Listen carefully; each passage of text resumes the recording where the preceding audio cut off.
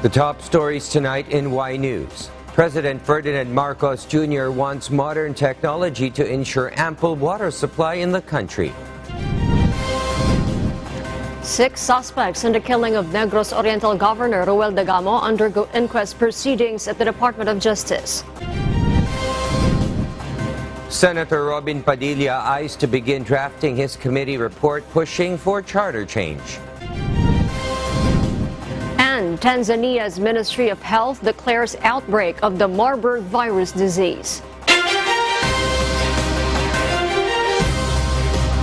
Good evening, Philippines and the world. Today is Thursday, March 23, 2023. Join us in the next hour as we deliver today's top stories around the Philippines and in other parts of the world. I am William Theo. We are also seen in 1,935 satellite monitoring centers nationwide and via live streaming worldwide through the UNTV News and Rescue social media channels. I am Harleen Delgado. First in the news. President Ferdinand Marcos Jr. emphasized the need to use new and emerging technology to improve the management of the country's water resources and provide safe and affordable water to all. Nel Maribuhok reports. President Ferdinand Marcos Jr. admitted that the country is facing a water crisis. During the 6th Water Philippines Conference and Exposition in Pasay City, President Marcos Jr. said the Philippines needs to imitate best practices in water management from other countries to address the water crisis. And so I am very optimistic that the solutions that we need to formulate are out there. The technologies are out there. What has continued to change in the light of climate change is the management, the stratagems on how we manage our water.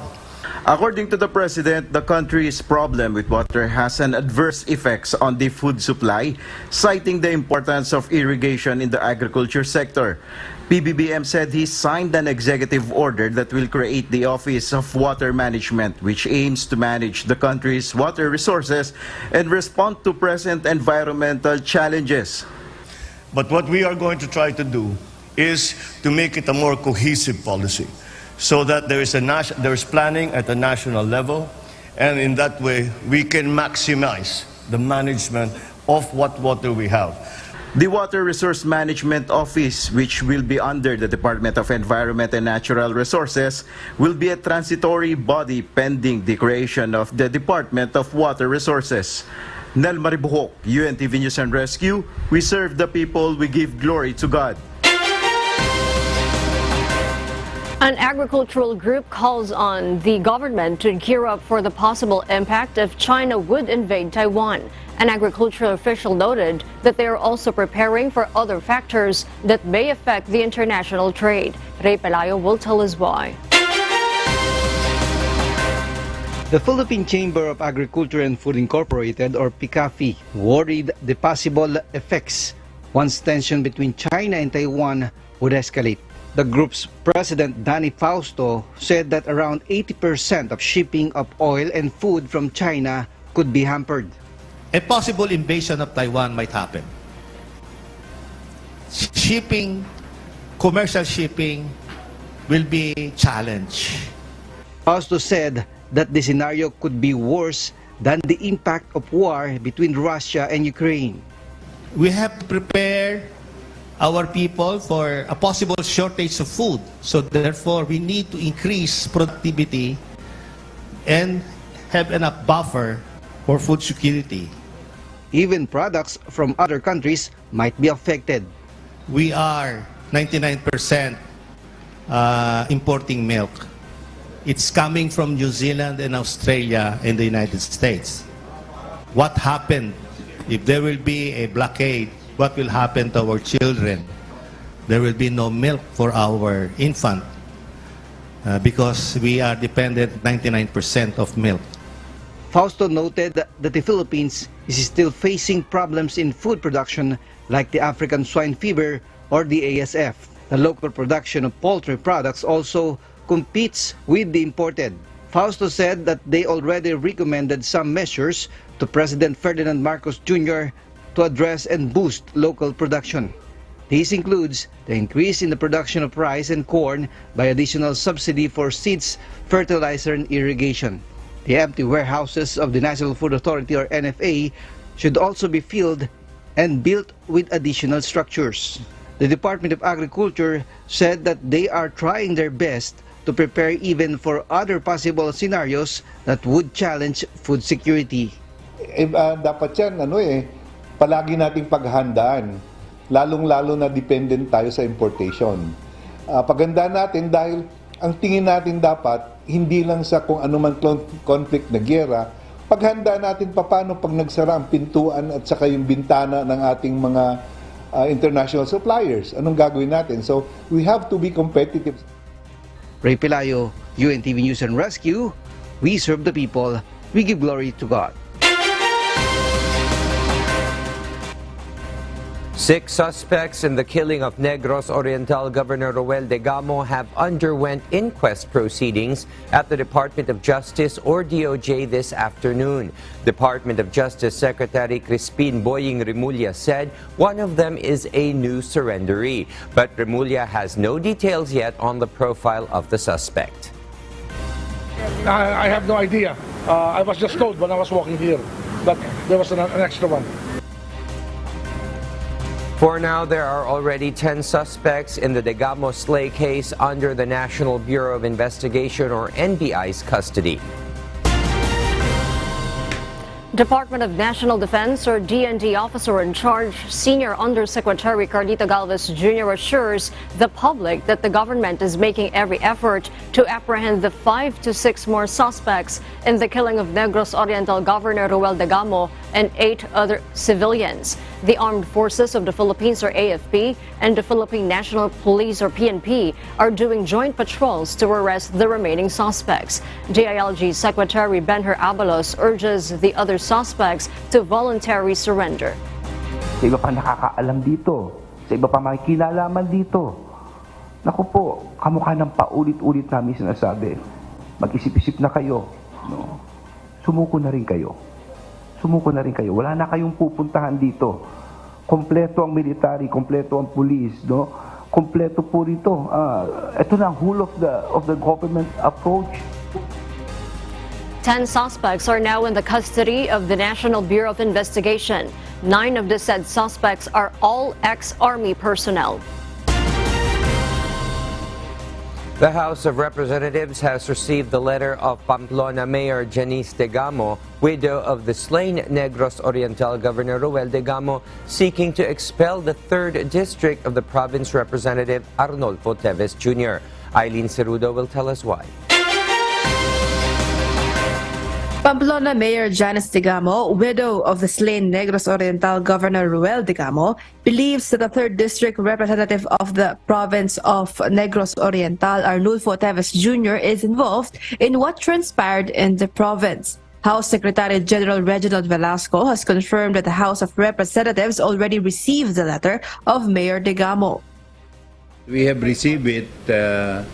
And ito ay pag-aaralan naman ng legal department namin. Matindi yung request niya, expulsion.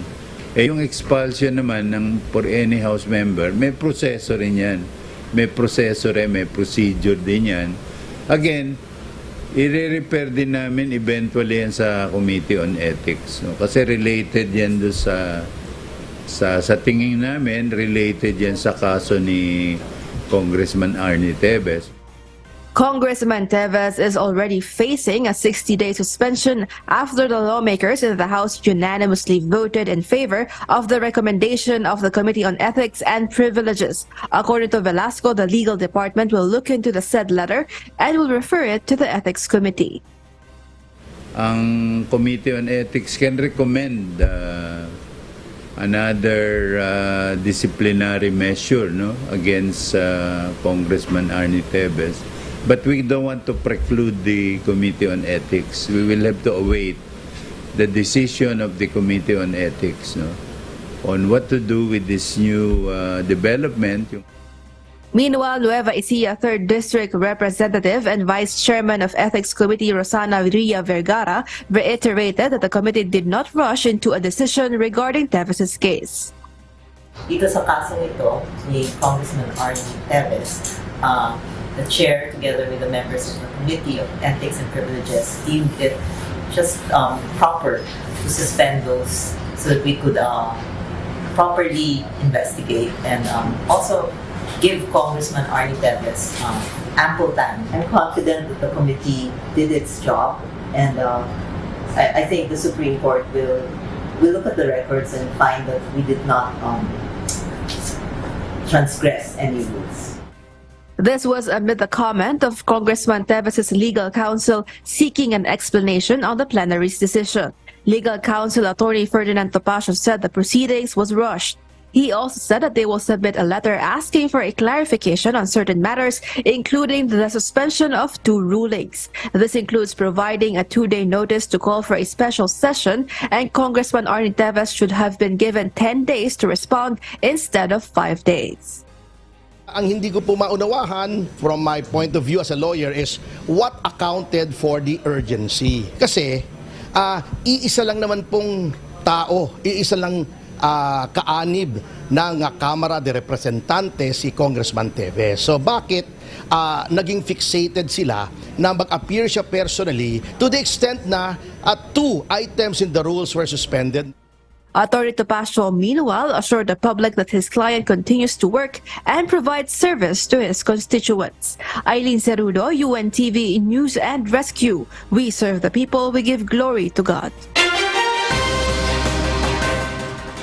The Department of Education, or DepEd, reiterates that there will be no blanket suspension of classes in Masbate following clashes between communist rebels and government forces in the province. Meanwhile, DepEd said Vice President Sara Duterte expressed her intention to visit the affected areas once authorities gives her a go signal. Janice Enhente will tell us why. While the Department of Education, or DepEd, condemns the alarming rate of communist rebel activities in Masbate, causing undue learning disruption in the province, DepEd assured that the affected learners, as well as their parents and guardians, that the learning will continue despite the terrorism acts perpetrated by the New People's Army, or NPA. DepEd spokesperson Attorney Michael Powa said that there will be no blanket suspension of classes in Masbate, and in-person classes will immediately shift to blended learning.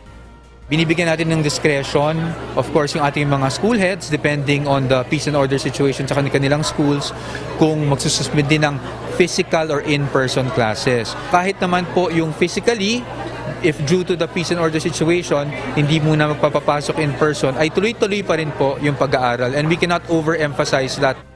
Powa said the physical classes will remain suspended until it is safe for teachers and students to return to school.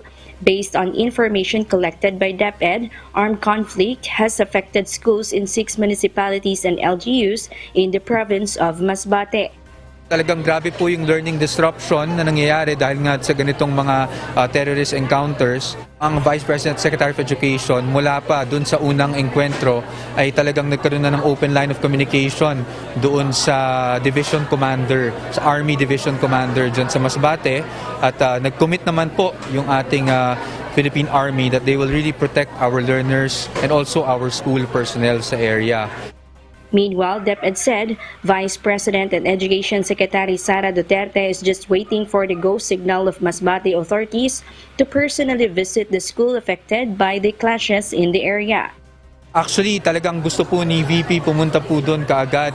However, syempre po, we need to make sure that her presence there will also not disrupt yung ongoing operations. So as soon as may clearance na po tayo sa authorities, ay gusto pong bisitahin ni VP talaga yung areas affected nitong terrorist encounters and attacks.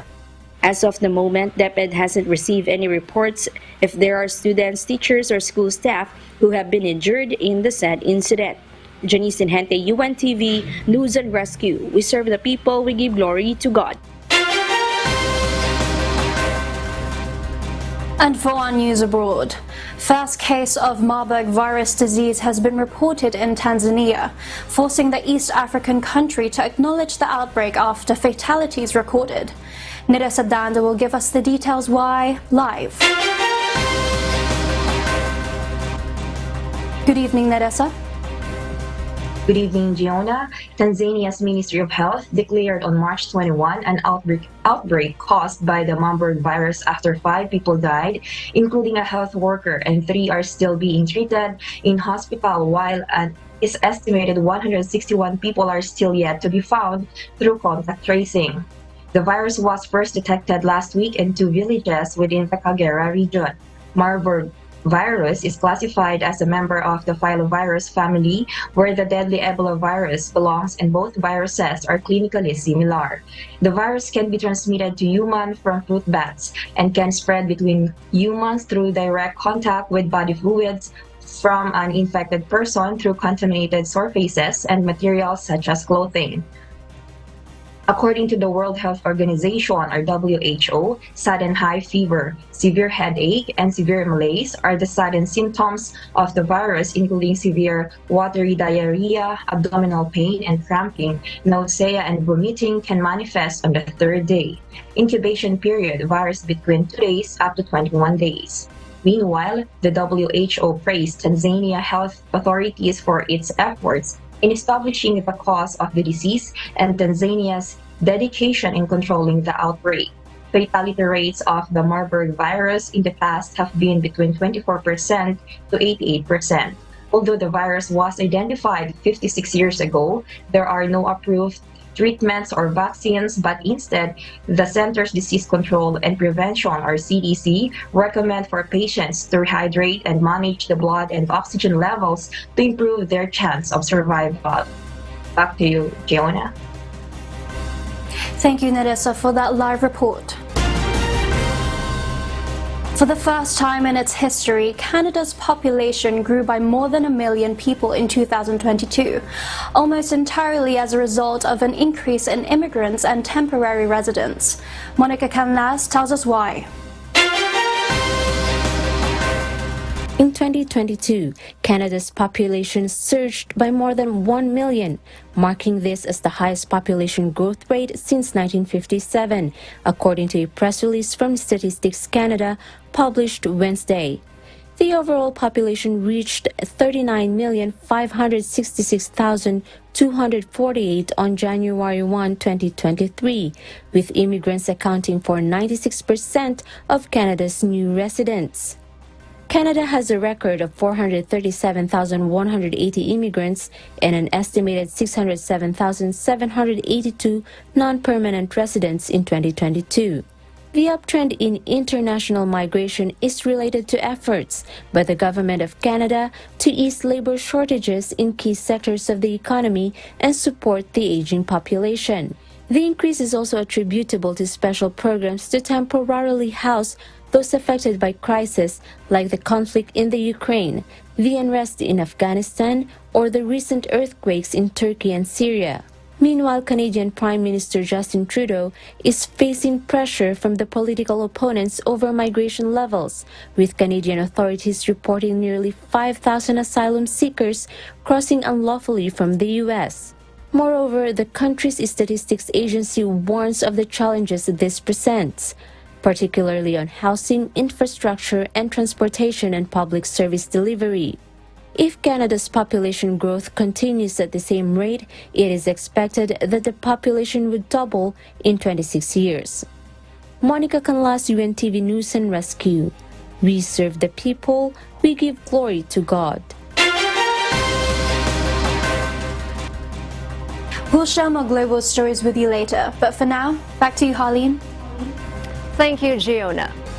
For those watching our live streaming on YouTube, please click the subscribe button you see on your screen and ring the bell for notification. You may also follow us on Facebook.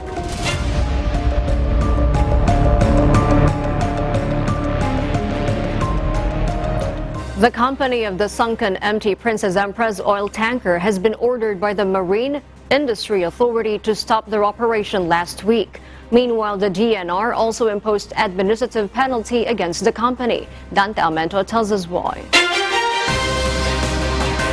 Marine Industry Authority or Marina Administrator Attorney Hernani Fabia disclosed the issued cease and desist orders against the company of sunken MT Princess Empress oil tanker last week, one of which is for the cancellation of the company's Certificate for Public Convenience or CPC, and the other is to stop the operation of the 3 remaining vessels of RDC Reeled Marine Services. We issued 2 cease and desist order. One is for purposes ng a cancellation of the franchise or the CPC. The other one is for to cease and desist in the operations. The Marina and other agencies such as the Philippine Coast Guard and the Department of Environment and Natural Resources or DNR joined the Oil Spill Interagency Committee meeting earlier this morning at the Department of Justice or DOJ. Meanwhile, the DNR imposed an initial administrative fine of over 470,000 pesos per day against the MT Princess Empress Company. This is apart from the other possible liabilities of the company when the investigation of the oil spill will finish. Based on our initial calculations, it would be 471,000 pesos per day, which would retroact to the day of the first sampling, which was March 1. Dante Almento, UNTV, News and Rescue. We serve the people. We give glory to God. The insurance company of the sunken MT Princess Empress will start accepting claims from those affected by the oil spill next week. Claims Office of Protection and Indemnity or PNI Insurance will open in Calapan City, Oriental Mindoro on Monday, March 27 for those who wish to ask for compensation due to the oil spill caused by the sunken MT Princess Empress. Claimants can get and submit claims forms in the said office as well as other requirements so that they will be included in the list of payers. According to Attorney Valeriano del Rosario, represented by the Shipwreck Insurance Company, said among the categories that can be claimed are cleanup and preventive measures, economic loss on fisheries, tourism and related businesses, and property damage. The amount of compensation that can be received depends on the lost income of the claimants. Claimants are also advised to prepare documents and evidence required for its processing. Claims offices will also be placed in different towns and barangays as the compensation process progresses. The contents of the claims forms are currently being adjusted and finalized. The Philippine Atmospheric, Geophysical and Astronomical Services Administration or PAGASA issues its first El Niño watch. The agency noted that it is now 55% likely that the El Niño phenomenon may start to occur from July to September this year. Other areas in Visayas and Mindanao might experience reduced amount of rainfall. PAGASA also launched the Satellite Rainfall Extremes Monitor or SATREX, which is incorporated in their website. It is an additional tool to measure the rainfall intensity in an area using satellite. Sa pamamagitan po nitong satellite data, yun po mga areas, lalo na dun sa mga liblib na area, kung saan wala kaming instrumento na pagsukat ng ulan, ito po ang isang makakapagbigay ng data. Senator Robin Padilla is now eyeing to begin drafting his committee report pushing for charter change after a House lawmaker claimed that the lower house is ready to give way for the Senate's version of constitutional amendments. Harleen Delgado will tell us why. Senator Robin Padilla, who chairs the Senate Committee on Constitutional Amendments and Revision of Codes, is now taking a step forward in his crusade to amend the Constitution. The neophyte senator says his committee will no longer conduct hearings and will begin drafting the committee report after his party-mate, Leyte 4th District Representative Richard Gomez claimed that House Speaker Martin Romualdez is now amenable to the Senate's version of charter change. Padilla is pushing for Constituent Assembly or CONAS as a mode of amending the Constitution, while the House passed a resolution calling for a Constitutional Convention or CONCON. It was during the party leaders meeting sa office ni Speaker. The Speaker said that if the Senate will come out with a version na CONAS, then we will go for it. Pangalawa, economic provisions lang yung pag-uusapan natin. Pumayag si Speaker. Pangatlo, voting separately. Pumayag si Speaker. Yan yung stand ng House. So we agree on all the conditions that the Senate wants with regards to constitutional amendment. Padilla hopes to persuade his colleagues as Congress goes into session break in a bid to garner enough votes for his committee report to reach and hurdle the plenary. Bigay daan ng Kongreso, napakagandang balita po nun. Iiksi na po ang proseso. Ang kailangan na lamang po dito siguro pakiusapan po namin ng aking idol ang mga congressmen din etong recess na to, makausap din namin yung mga ibang senador. When asked about the concerns that legislators might tinker with the political provisions of the Constitution, the lawmakers have this to say. Pinagkatiwalaan nyo na po yung 1987 Constitution ng 37 years. Siguro pagkatiwalaan nyo naman po itong bagong sistema. And you trust all these people, the Senate and Congress, with trillions of pesos. Tapos hindi nyo pagkakatiwalaan, aamyendahan natin yung Constitution para sa kabubuti ng bansa natin. It doesn't connect. Harleen Delgado, UNTV News and Rescue. We serve the people. We give glory to God. The Procurement Service of the Department of Budget and Management, or PSDBM, respects the decision of the Office of the Ombudsman to suspend several of its officials over the alleged questionable purchase of medical supplies at the height of the pandemic. 33 former and incumbent officials of the PSDBM and the Department of Health have been placed under a 6-month preventive suspension pending the investigation over the alleged anomalous purchase of COVID-19 test kits from Pharmaly Pharmaceutical Corporation. PSDBM Executive Director Dennis Santiago says they recognize the authority of the Ombudsman and assures that they will implement the suspension order. Meanwhile, Senate Deputy Minority Leader Risa Hontiveros and former Senator and Senate Blue Ribbon Committee Chairperson Richard Gordon thanked the Ombudsman for its decision. It was Hontiveros and Gordon who filed the complaint before the Office of the Ombudsman in October last year, following the endorsement of the draft committee report from the Blue Ribbon's Pharmaly investigation during the 18th Congress. They believe the order is a vindication and hopes that the masterminds behind the anomalous government deals will be investigated and face charges. I'm very confident in the probe of the Ombudsman at na-vindicate talaga ito dahil sa inilabas nilang order kahapon, and umaasa din ako sa sinasagawang at ilalabas na special audit ng Commission on Audit. But of course, if any new matter nga po should arise, ay pwede pong akong mag-file ng resolution muli para buksan muli ng Senado ang investigasyon sa Pharmaly. Meanwhile, the Commission on Elections, or COMELEC, will give up to 10,000 pesos of honoraria to Board of Election Inspectors this coming Barangay and Sangguniang Kabataan, or BSKE, elections. JP Nunez will tell us why. The Commission on Elections, or COMELEC, aims to match the honoraria of Board of Election Inspectors for the 2023 Barangay and Sangguniang Kabataan, or BSKE, to the honoraria of teachers and support staff during automated elections. COMELEC Chairman Attorney George Erwin Garcia said the poll body decided to increase the honorarium of school teachers and other support staff this coming BSKE. From 4,000 to 6,000 pesos, they will now receive 8,000 pesos to 10,000 pesos. Gagawin po ng parang Commission Election, commitment po namin. Gagawin po namin base sa aming savings, base sa kung ano ba yung meron nakitira sa amin. Gagawin po namin 10,000, 9,000, 8,000. Gagawin po namin effective po ngayong barangay testing. Chairman Garcia explains that this is justice, as teachers and other support staff will make an effort for the manual canvassing of votes. Kasi kung nagpagbibilang sila, kung yun nga sa automated in 30 minutes may result nagbigay tayo ng 10,000, 9,000, 8,000. Bakit naman hindi natin bigyan ng ganung amount din?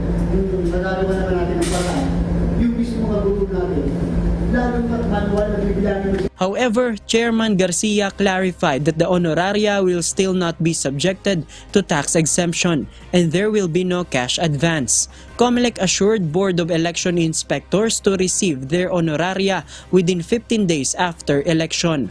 The COMELEC already moved the filing of Certificate of Candidacy or COC for BSKE. From the original schedule of July 3 to July 7, it will be moved to August 28 to September 2. Campaign period will be from October 19 to October 28. JP Nunez, UNTV, News and Rescue. We serve the people, we give glory to God.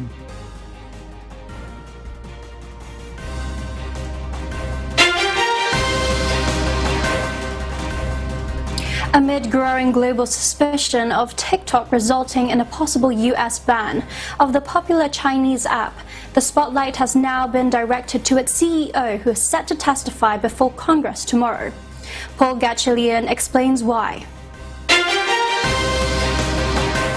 Recently, politicians in the United States have proposed a ban on the popular app TikTok due to issues threatening cybersecurity, which Chris Wray, FBI director, informed Senate, saying China has the authority to possess company data. Prior to his appearance in the Congress, the chief executive officer of TikTok, Shou-Zi Chew, released a video forewarning that the app might be taken away from the 150 million users in the United States. CEO Shou-Zi Chew's written statement of testimony detailed the many types of creators that use the platform to connect with other users, stating that it is not just a dance platform, but more than that. In his TikTok video, CEO Shou-Zi Chew addressed the 150 million US TikTok users, stressing that over 5 million US businesses could be at risk, informing that he'll be testifying to protect the platform. I'll be testifying before Congress later this week to share all that we're doing to protect Americans using the app and deliver on our mission to inspire creativity and to bring joy. Let me know in the comments what you want your elected representatives to know about what you love about TikTok. TikTok creators were seen gathering in front of the Capitol after being sent by the company themselves to spread a message that the decision to ban will be met by widespread opposition. Meanwhile, CEO Shou-Zi Chew has expressed to keep the safety and security of the platform his top priority. Paul Gatchalian, UNTV News and Rescue. We serve the people. We give glory to God. And those are the reasons behind the news in other parts of the globe. I am Gianna Pravado, live from London, United Kingdom. Good evening.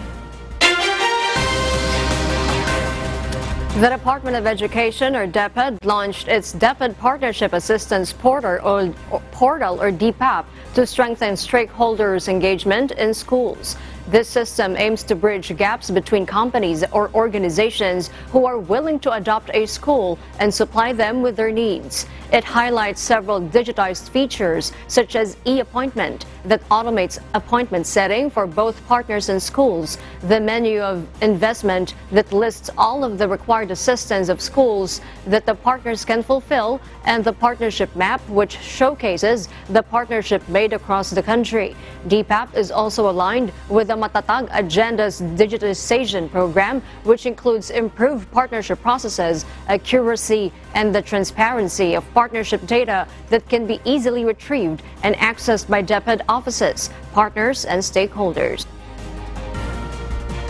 This is really our commitment, no, dun sa transparency and accountability.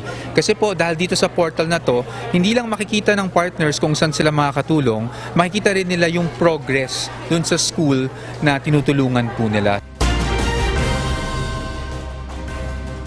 Publicus Asia Incorporated released the latest approval rating of national officials in the country.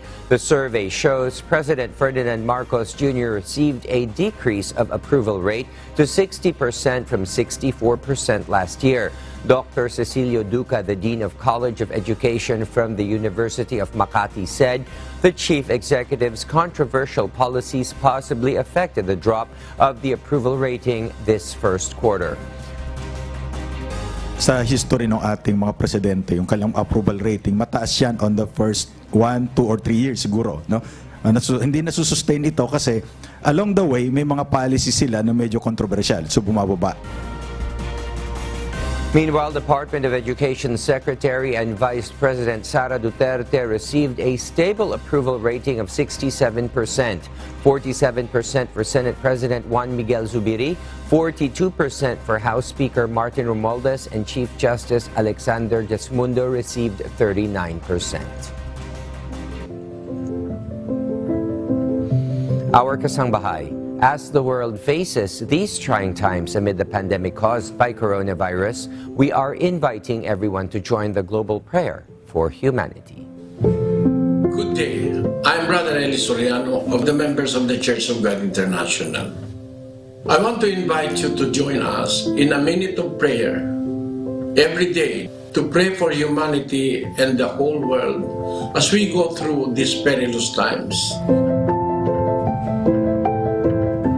While safety measures like washing of hands and strengthening of our immune systems may help us through this horrible predicament, there is still no precaution or cure more powerful than God's mighty intervention. And we need His intervention now more than ever. It doesn't matter what religion you are in or what denomination you belong. This is an invitation for all the people around the world who cares for the future of their family, friends, loved ones, and humanity as a whole. Everybody is welcome to pray with us. For more details, you can check out the description box below. Thank you very much, and I hope to hear from you soon. May God bless you.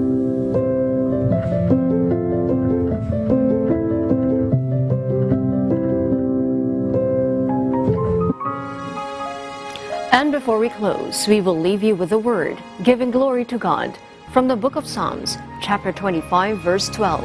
It says, "What man is he that feareth the Lord? Him shall he teach in the way that he shall choose."